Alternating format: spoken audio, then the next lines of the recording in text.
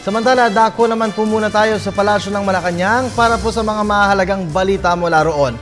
At nakatutok po doon ang aming kasamang si Elena Luna live. Elena, magandang hapon sa iyo dyan.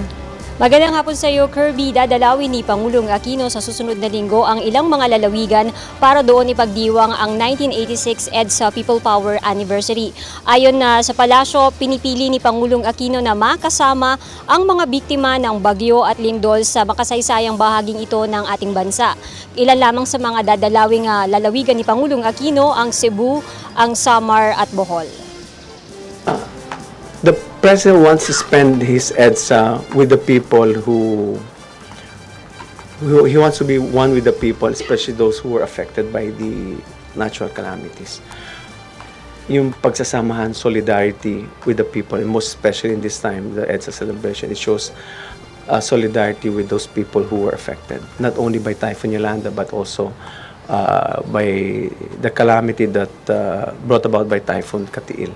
So this is a good opportunity. President, he wants to spend time with the people. Sa briefing din kanina ay sinabi ng palasyo na hindi sila maaapektuhan sa mga pagbatikos sa ginagawa nilang mga proyekto at hakbang sa pagbangon ng mga lugar na tamaan ng bagyong Yolanda.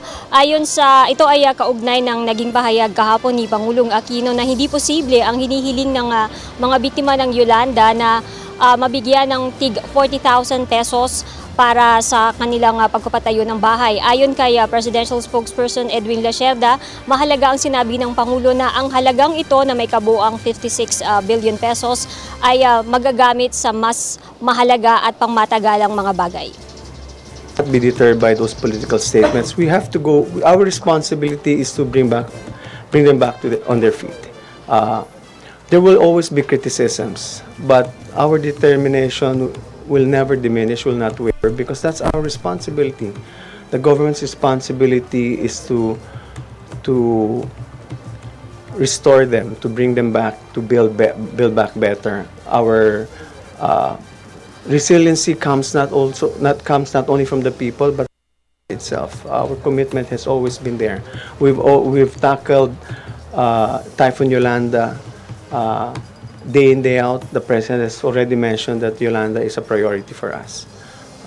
This is not going to happen overnight. This is going to take years of reconstruction and rehabilitation. Kanina rin sa press briefing ni Presidential Spokesperson Edwin Lacerda ay binigyang diin niya ang paninindigan ni Pangulong Aquino laban sa charter change. Ito ay kasunod ng naging spekulasyon sa Kamara o sa Kongreso na si Pangulong Aquino ang nasa likod ng Chacha.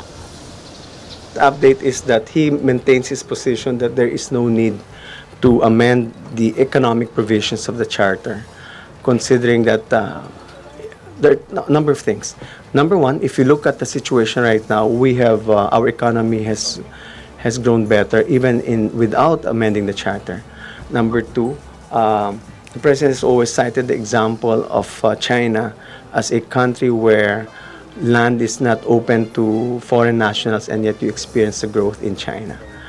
The President is firm. I can assure you, Paul, notwithstanding the endorsement of Conte towards amending the charter on the economic provisions. I suppose Secretary Belmonte has a position different from the President, but the President has always been very transparent about his position on charter change. There have been occasions, for instance, where there were some people would call for the amendment of the charter, but the President, either publicly or privately, has always stated that there's no need for charter change when you want to speak of the growth of the economy is concerned. Samantala, sa schedule naman ni Pangulong Aquino, kaninang alas 10 ng umaga ay nagkaroon siya ng meeting kasama ang mga kinatawan ng Department of Transportation and Communications. Ongoing ngayon ang courtesy call kay Pangulong Aquino ng San Francisco Manila Sister City Committee Business and Cultural Mission. Mamaya namang alas 3 ng hapon ang courtesy call kay Pangulong Aquino ng Australian Foreign Minister. At yan ang ating balita mula dito sa Malacanang. Sa tulong ng RTVM, ako si Elena Luna para sa Telebisyon ng Bayan. Maraming salamat sa iyo, Elena.